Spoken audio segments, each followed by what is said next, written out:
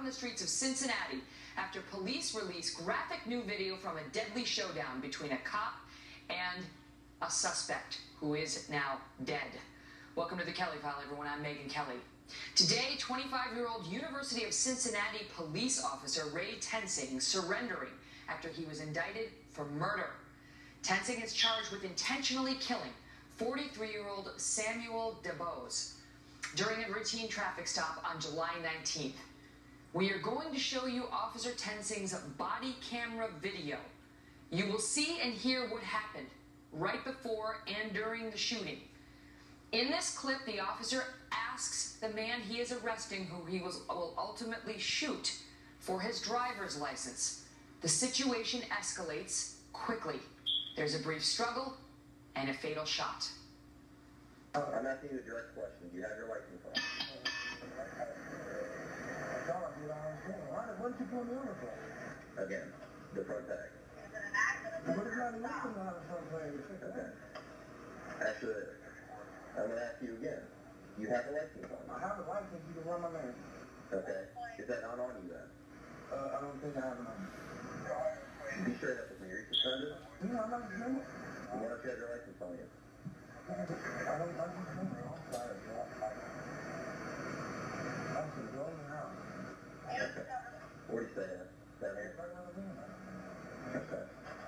Well, until I can figure out if you have a license or not, go ahead and take your seatbelt off for me. I didn't even do that. Go ahead and take your seatbelt off. Stop. That's where it happens. This is the latest in a series of incidents spawning a national political debate over race and policing in America. Some of the cases we have seen show law enforcement crossing a line, others do not.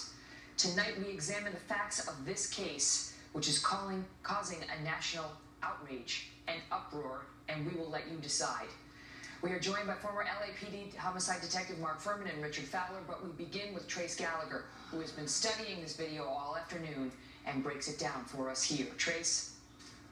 And Megyn, while announcing the murder indictment, the Hamilton County, Ohio prosecutor called the traffic stop, quote, a chicken crap stop, and said he has no doubt it was murder. The Cincinnati police chief also claims University of Cincinnati Police Officer Ray Tensing was wrong. Tensing pulled over Samuel DeBose a few blocks away from campus for not having a front license plate.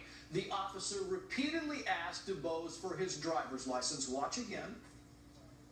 So, do you not have your license on you? I'm asking you a direct question. Do you have your license on? I thought I did already. What did you put me on it for? At one point, when he's asked about a bottle inside the car, DeBose pulls out what appears to be a full bottle of gin. Then, after being asked one final time for his driver's license, things quickly go bad. Watch. Well, until I can figure out if you have a license or not, go ahead and take your seatbelt off for me. I didn't even do that. Go ahead and take your seatbelt off.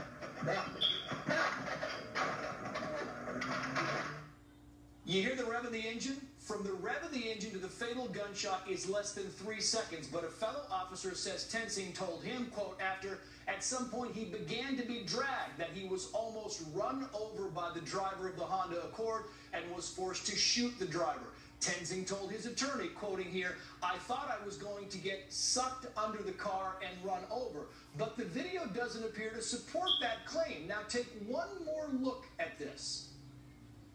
Well, until I can figure out if you have a license or not, go ahead and take your seatbelt off for me. I didn't even do that. Go ahead and take your seatbelt off. Then the gunshot. Tensing lawyer says video from another officer's body camera tells a different story, and you can see in the distance it appears that Officer Tensing was knocked to the ground, though the prosecutor says he was knocked back by firing the gun.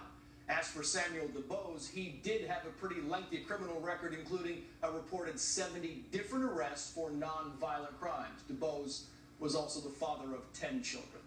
Megyn. Trace, thank you. Joining us now with more, Mark Furman, who's a Fox News contributor and former LAPD homicide detective, and Richard Fowler, who is a nationally syndicated radio host.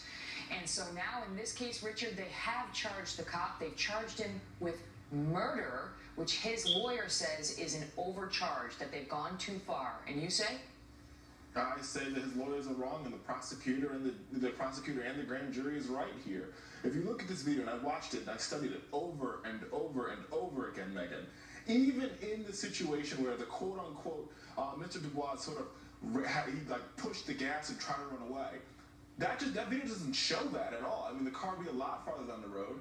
Not to mention the fact that even if that is true or not true, not having a driver's license, or even having an open bottle of alcohol in the car is not a death sentence by any stretch or means of the imagination. Mark, do you disagree? Well, there's many things to agree with and some things to just argue. I mean, first thing is yes, it was a CS stop. It was a probable cause stop. He wanted to stop the car, so he found a reason. He stops the car. He's polite. He demands things lawfully. Where it goes sideways is you can see the right hand of the driver. He starts the car. The left hand, he struggles with the officer. The officer's trying to open the door. He shuts it. He speeds off. Gunshot goes off. I suspect that what occurred here is as he was working against the driver pulling the door shut and him trying to open it, he's going for his weapon and it discharges. Then he tries to make an accidental shooting, a probable cause shooting, a justified shooting, and I think that's where it went sideways. If you listen to the tape after the fact, you hear this cop saying to the other cops repeatedly, I thought he was going to run me over. I thought he was going to run me over. He took off on me. I thought he was going to run me over. He was dragging me. I thought he was going to run me. He was dragging me. My hand was caught inside. The tape does not support that, does it, Richard?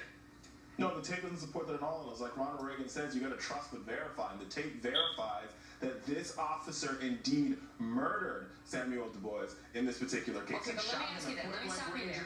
Let me stop you there and say what his lawyer is saying. His lawyer says that I expected a charge, basically, but not a murder charge. And if you watch the tape play out, what you see is a cop who appears to have, I don't know, panicked, behaved.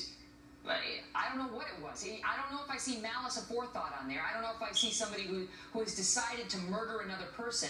Or do you see somebody, Richard, who doesn't know what he's doing and makes a ridiculous decision in the heat of the moment?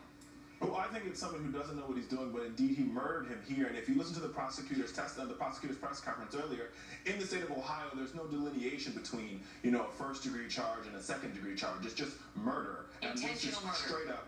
Yeah, purposeful killing of another. Purposeful killing of another. Purposeful. I mean, look how fast he pulled that gun out. But here's the thing, Mark. What we're seeing now is the narrative coming out of this case. See, here they go again. Here the cops go again with just gunning down black people in the middle of the street for no reason. Well, Megyn, I mean, if you're going to cherry pick any case or every case, and then you're going to find cases, and these cases could probably be found for years in covering every race of people and every sex, or both sexes. But I just want to go back to one thing about murder. Let's not get fixated on the word murder. That's an intent crime regardless if Ohio does or doesn't separate first, second, or third degree.